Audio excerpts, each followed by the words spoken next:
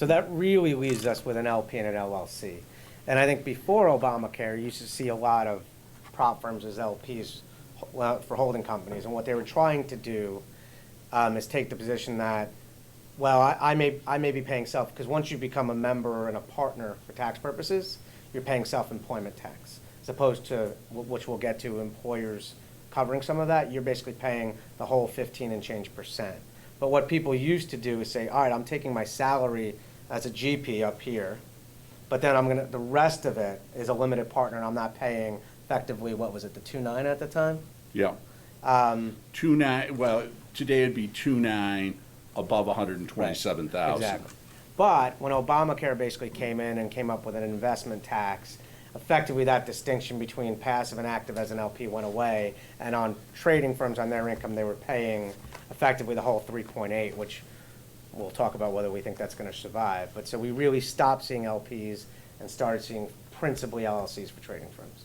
The reason for that is LLCs give you the benefit of the flow-through tax treatment, but unlike a limited partnership where you're going to have a general partner that has unlimited liability, so we're going to say, hey, there's no way anybody in this room as an individual wants to ever be a general partner. There's no, sounds like a great title. It's the worst title in the world to be a general partner. So now we're going to put an entity between you and the firm, and now what we've done is created two entities, right? Whereas if we have an LLC and you're the manager of the LLC or a managing member, you can run the LLC with limited liability without having another entity. So that's why, other than for the tax impacts, we see mostly LLCs.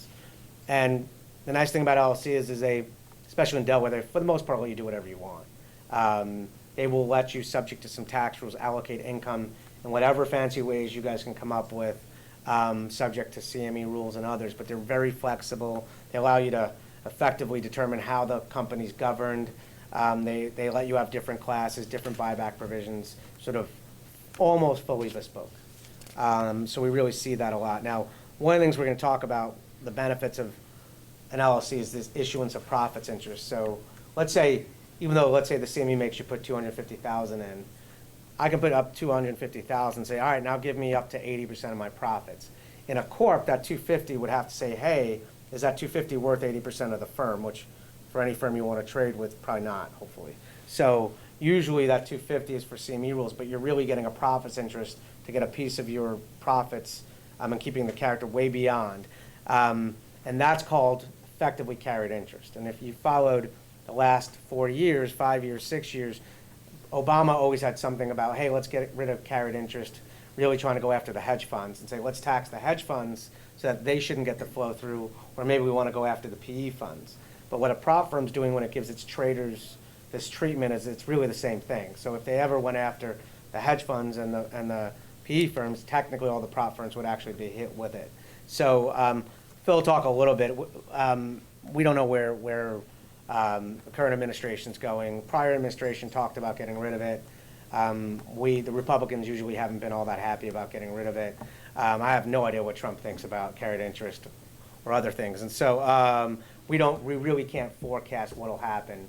We do expect, and again, Phil will talk about it, some tax reform, but whether carried interest will get swept up in it, anybody's guess. Same thing, I guess, with 60/40 treatment. As you guys probably know, trading futures and dealer options has, very, very good and beneficial tax treatment. Obama included in his budget every year, let's get rid of it. Not sure, it never went anywhere. And in the Republican hands, whether that'll go is, again, an open question to be determined. But for now, 60/40 hopefully is here to stay.